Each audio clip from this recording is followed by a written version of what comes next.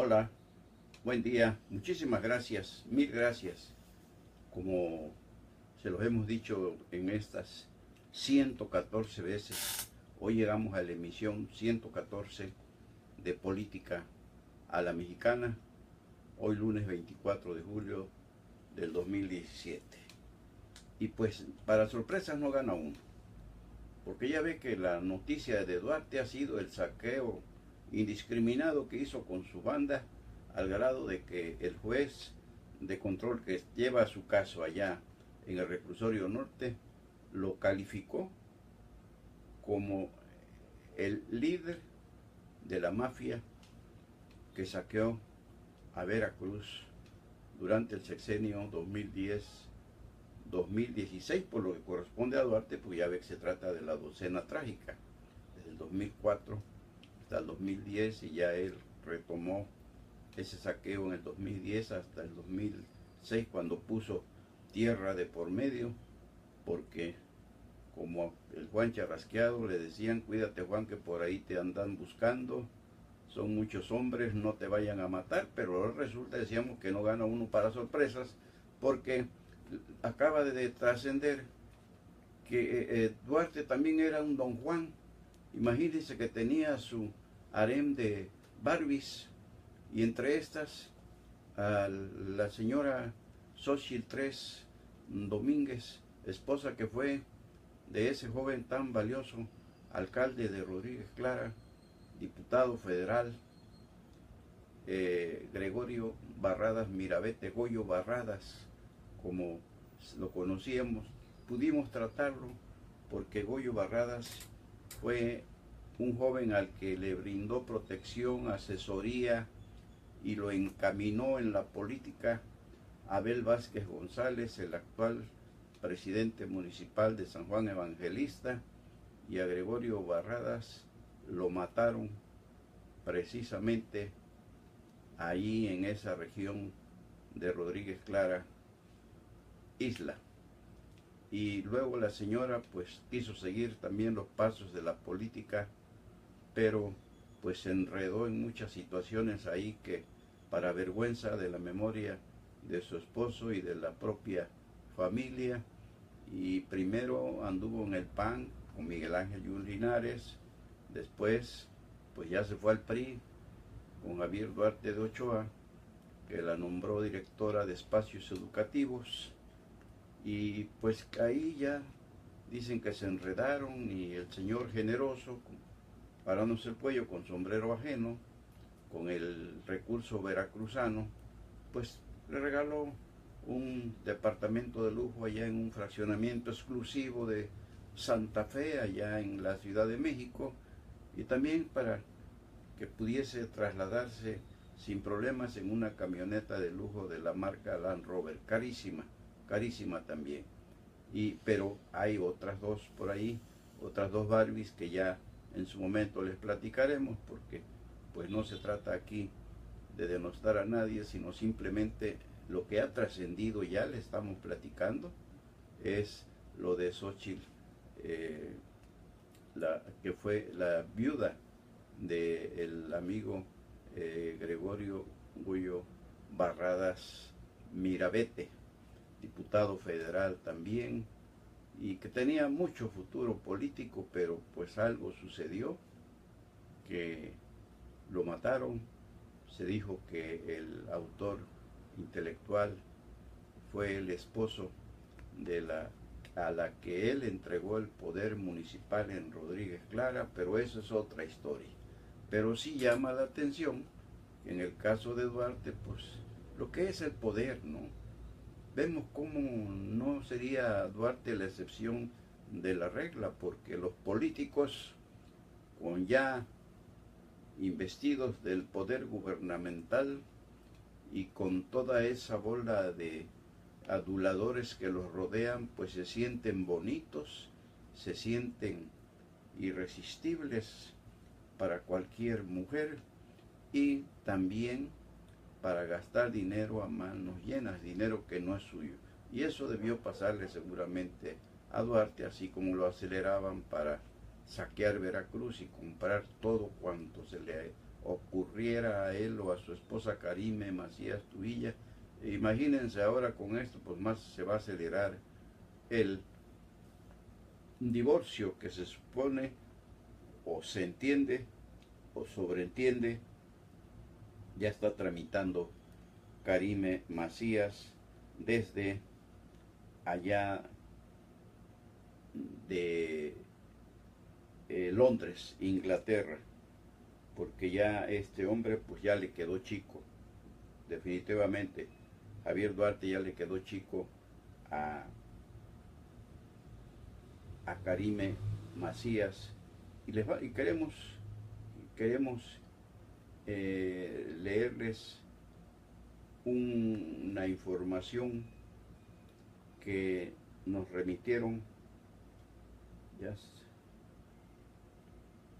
si me permiten por favor, porque no somos muy diestros en este manejo. Se nos fue algo aquí, sucedió, se nos fue una información que teníamos ahorita, mientras vamos a hablar de otra información y ya les platicaremos. A ver si me buscas aquí por favor una información de Carmen Aristegui que me mandó Jorge.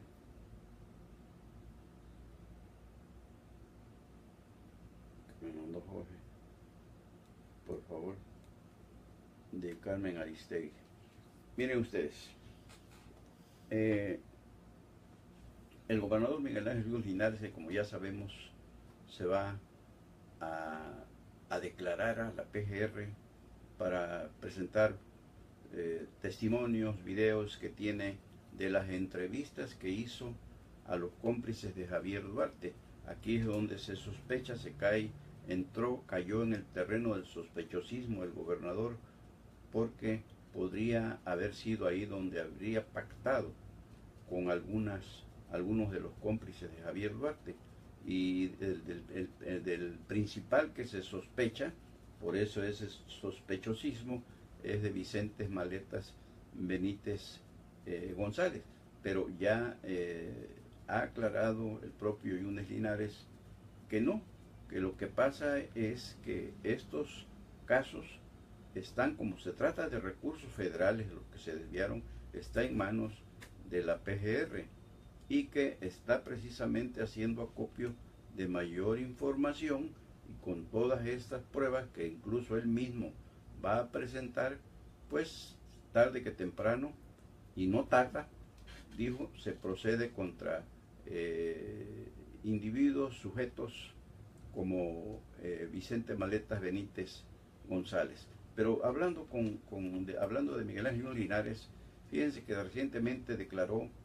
que va a pedirle a Capufe, Caminos y Puentes Federales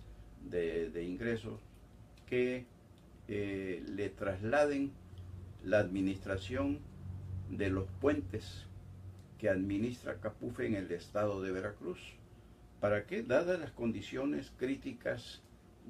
financieras en que se encuentra la entidad, él cree que el presidente Peña Nieto pues va a acceder a meterle el hombro a Veracruz, porque necesita muchos recursos que no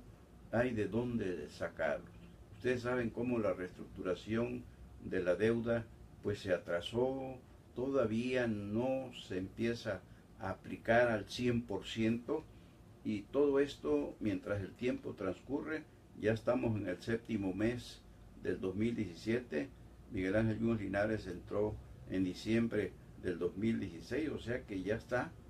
próximo lunes cumple 8 meses de su bienio,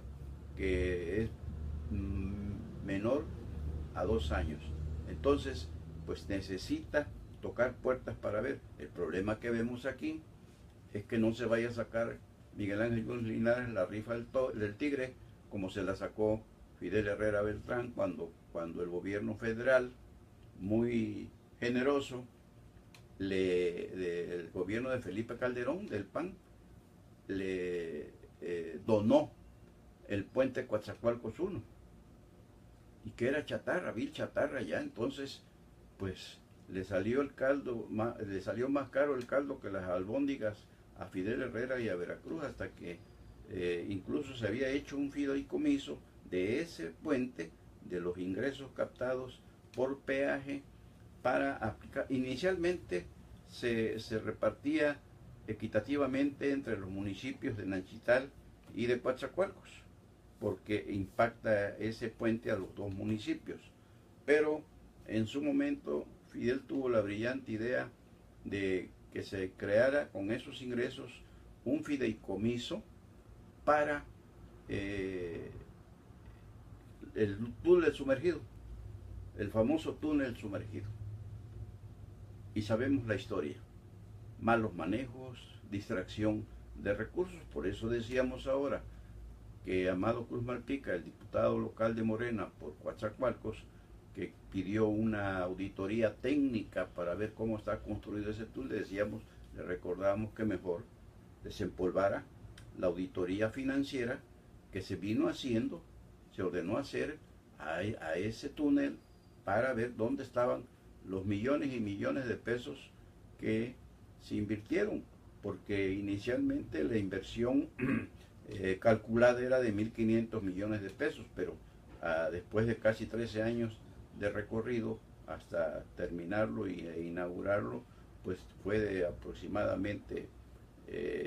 más de 5.000 millones de pesos. Entonces, ahí, en ese puente, decíamos, Fidel vivió su Waterloo, y al final de cuentas tuvo que pedirle al gobierno federal que pues ahí estaba su chatarra, y que si querían seguirla conservando como una donación a Veracruz, pues que la repararan ellos. Y fue cuando la SCT tomó por su cuenta esa reparación, ya concluida. Hace poco hubo que cerrar nuevamente el puente Coatzacoalcos 1 para darle los últimos toques, se dijo, a la trave levadiza, que va a permitir, como inicialmente era, el paso de barcos de gran calado por el río Coatzacoalcos. Antes por ahí era el paso obligado hacia Minatitlán, y ahora sería Ananchital, donde es un puerto que tiene futuro, precisamente por la presencia ahí en esa jurisdicción del complejo Braskem Idesa, y por lo que viene de la zona económica especial, y es decir, el corredor transísmico. Y como la materia prima está entre los municipios de Coatzacoalcos y de Nanchital,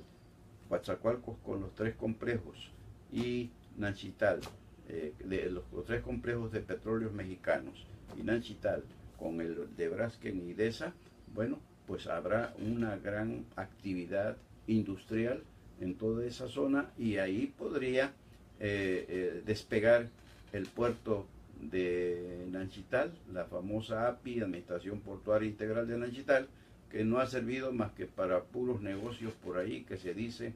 que han beneficiado a todos los que administran o los que llevaron la voz cantante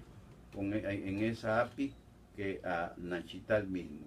Y en el caso de los puentes de Capufe en Veracruz, decíamos, pues Lluís Linares le apuesta a esto. Él está viendo de dónde sacar recursos para poder seguir la marcha. En el caso de Veracruz, del quebrado Veracruz, que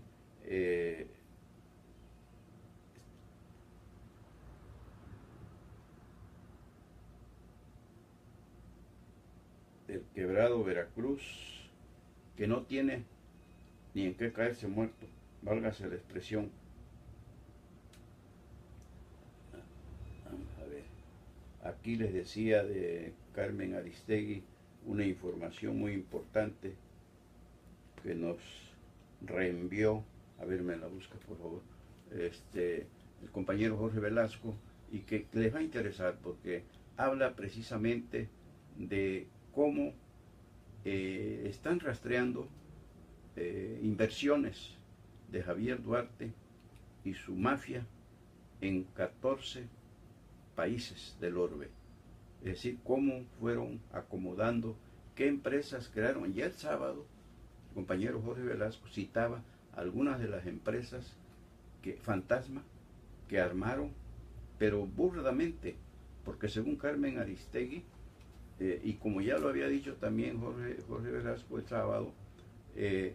muchas empresas tenían el mismo domicilio fiscal, bueno vaya, hasta el mismo teléfono, y se supone que eran muy diferentes, muy distintas y muy distantes unas de otras, pero pues así se las gastaban, creían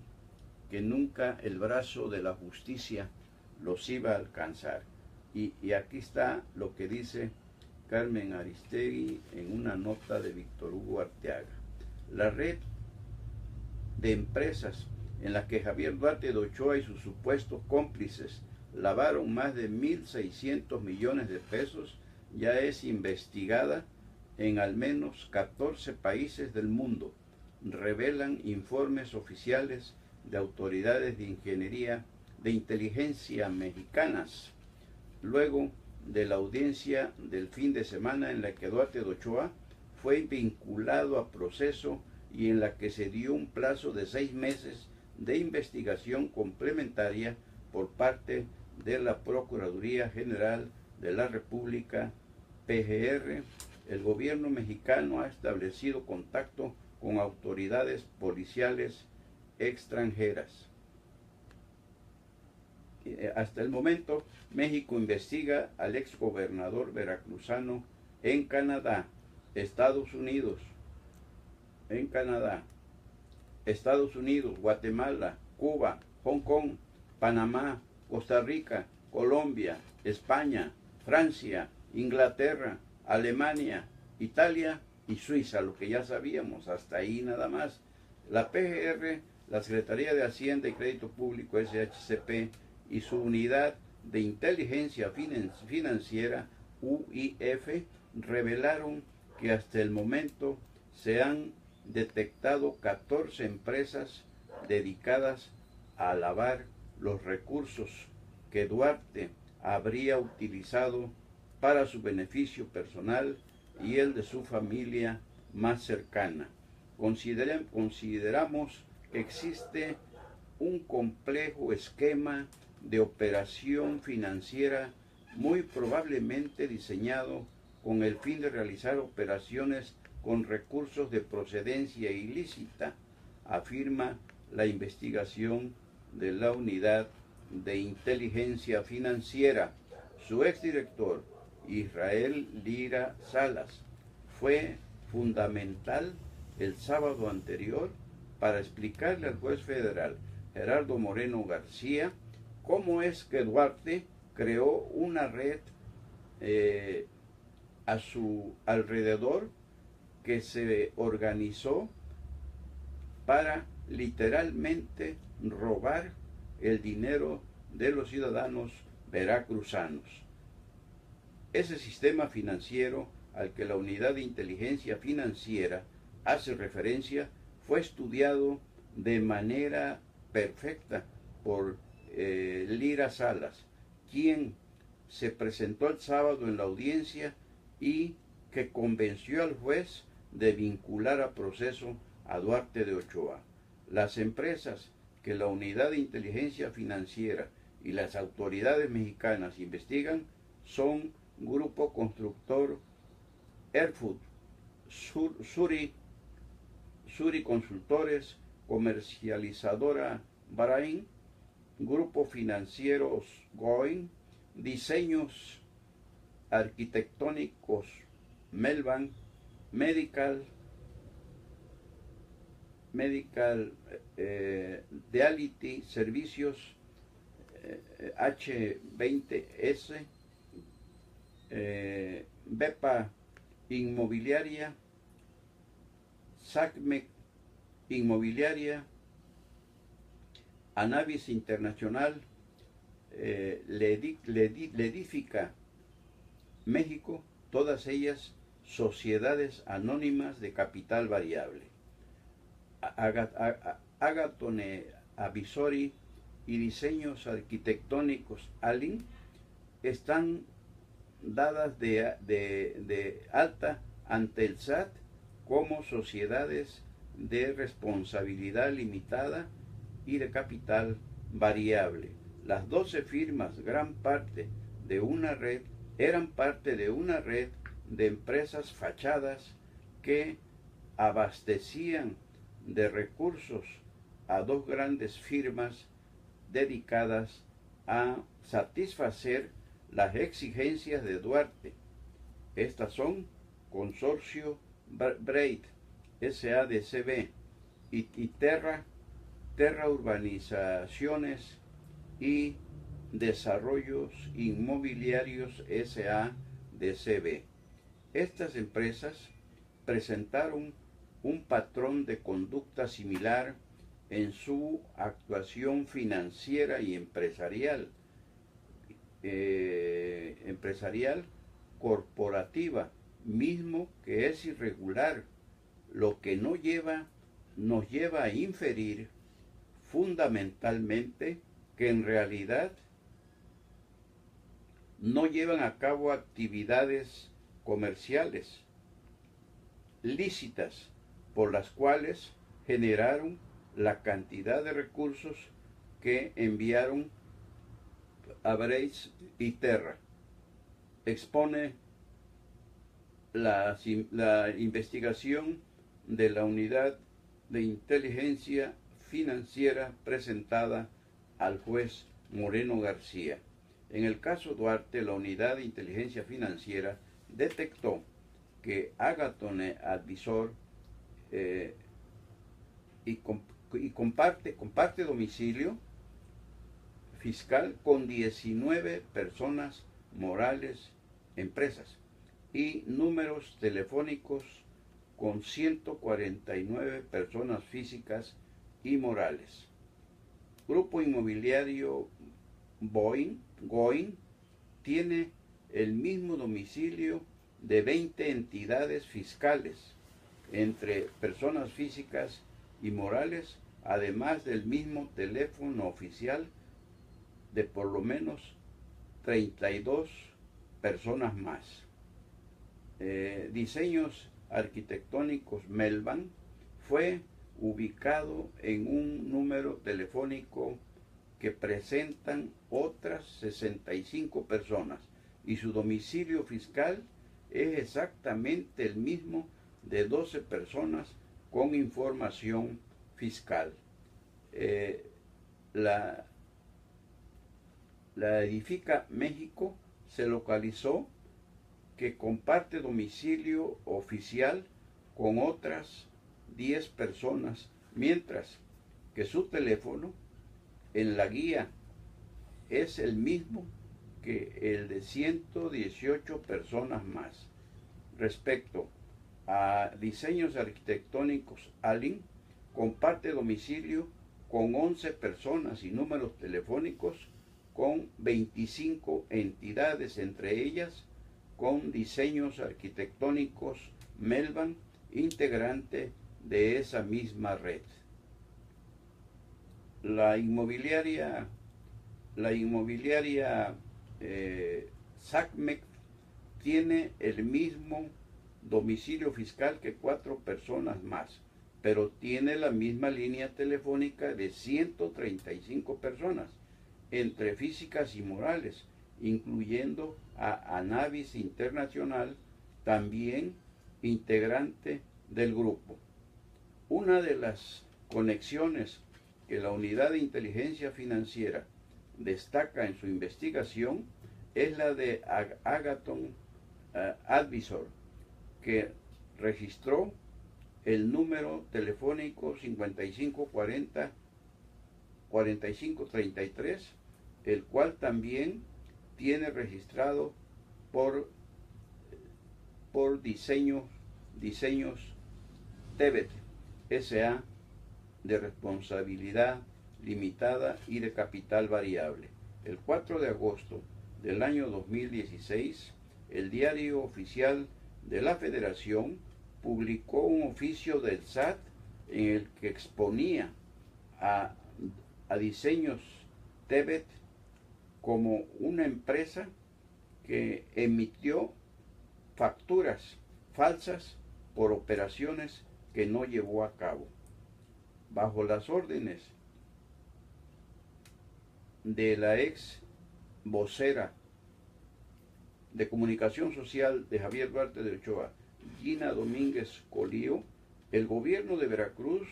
ordenó el pago de 139 millones de pesos a Diseños Tebet entre el 25 de noviembre del año 2013 y el 17 de febrero del 2014.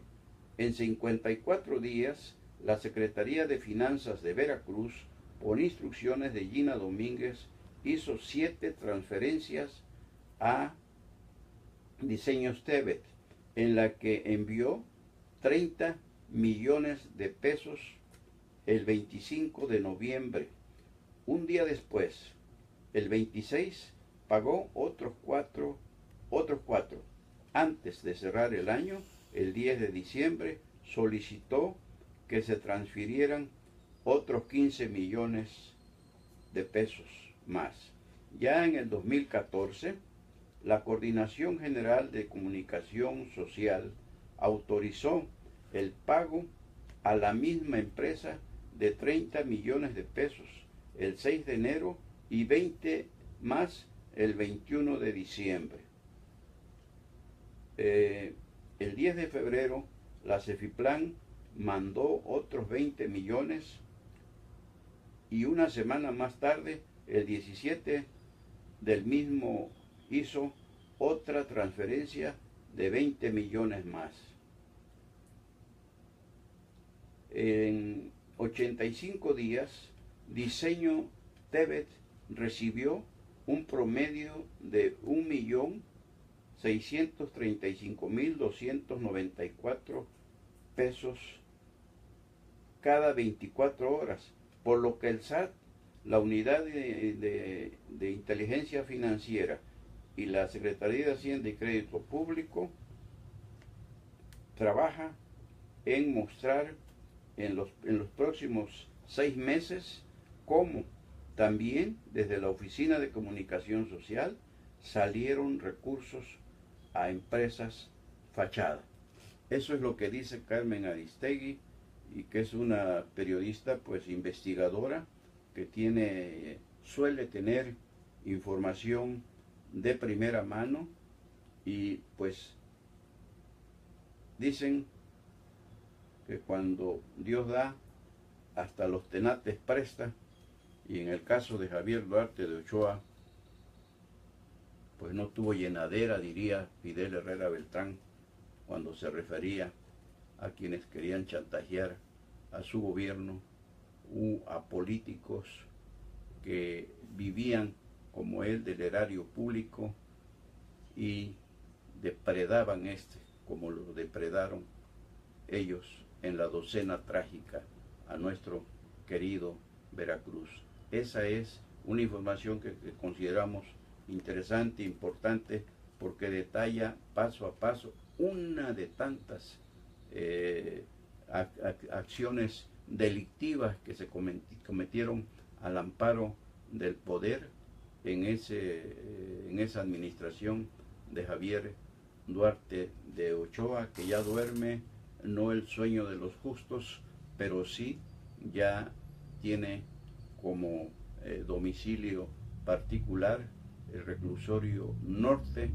y son 6 meses que va a ser un tira-tira, tanto por parte del gobierno federal, porque precisamente se le está juzgando por los delitos federales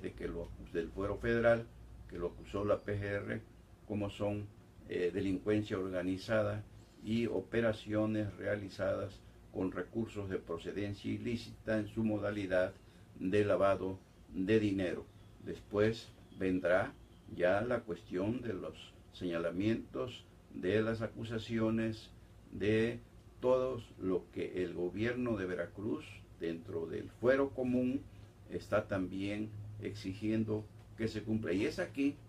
y también allá donde podría surgir lo que muchos consideran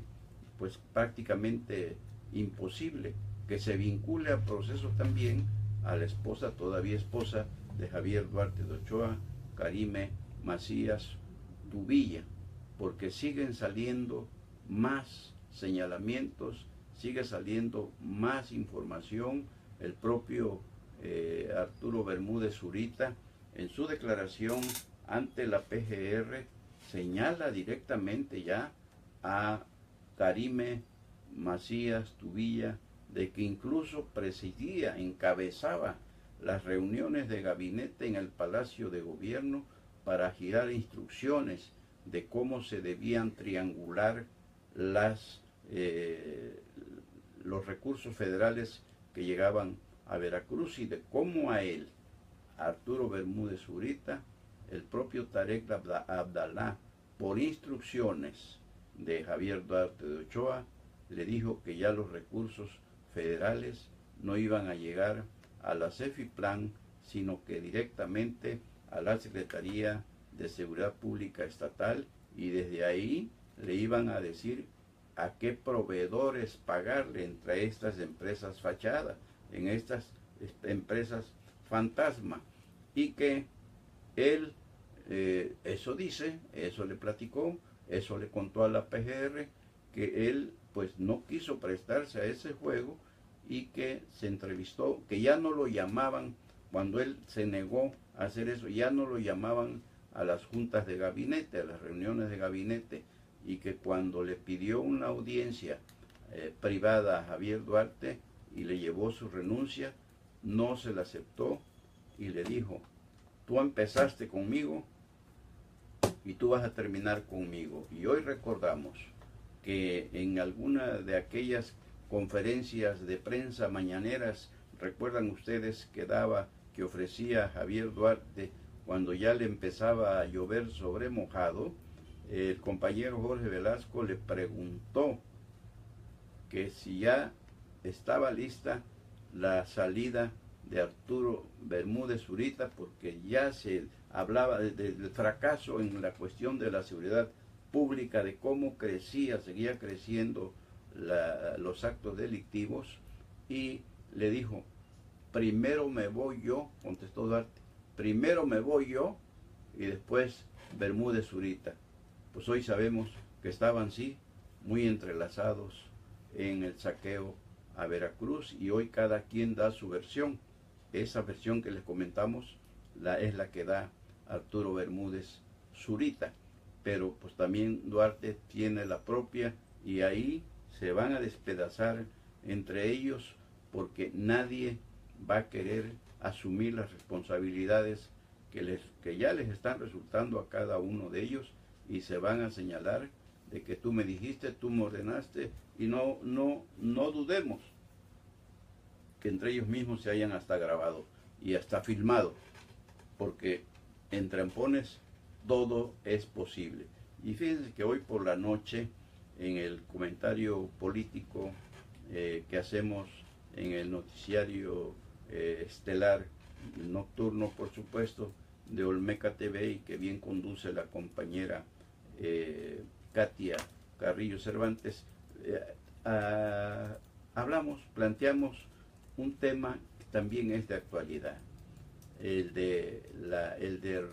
reordenamiento del transporte público de pasajeros en su modalidad de taxis. Hoy hablamos de eso y mañana vamos a continuar con el tema, porque está muy interesante. No han respondido los concesionarios taxistas a este llamado del gobierno, y el plazo se cumple el próximo día último de este mes, dentro de 8 días, el próximo lunes, y al otro día, el martes 1 de agosto, estaría el gobierno aplicando la detención de los taxis que no porten la documentación ya en regla después de esa recomposición del transporte público, y que también incluye el famoso REC, que también fue un cuento de pescadores que nos vendieron Javier Duarte de Ochoa y Arturo Bermúdez Zurita, el registro estatal de conductores y otras cuestiones. Incluso hoy ahí en el centro de convenciones, donde está el módulo para este programa, pues hubo ahí una protesta de algunos líderes líderes taxistas, y es que dicen que es muy caro lo que se está cobrando, pero más bien hay por ahí algunos cabos sueltos, algunas cuestiones que lo comentamos hoy en la noche, pero mañana porque vemos aquí cuestiones de ese reparto indiscriminado de concesiones que hicieron y donde muchos líderes, hombres y mujeres, lideresas y líderes taxistas, se fueron, pero bien forrados, muy forrados, con concesiones hasta para tirar para arriba. Y hoy, en este reordenamiento de transporte público de pasajeros en su modalidad de taxi, está exigiendo, ya lo planteó la Secretaría de Finanzas y Planeación de Guillermo Moreno Chazarini, y que están, repite y repite, los jefes de las oficinas de Hacienda, como aquí en Coatzacoalcos el licenciado Lorimer Álvarez Peña, que deben ser los propios concesionarios los que deben acudir al módulo, identificarse para saber si son ellos, o así, saber quiénes son los concesionarios de todas esas. Por ejemplo, aquí son 7.500, 8.000 placas, más o menos, concesiones las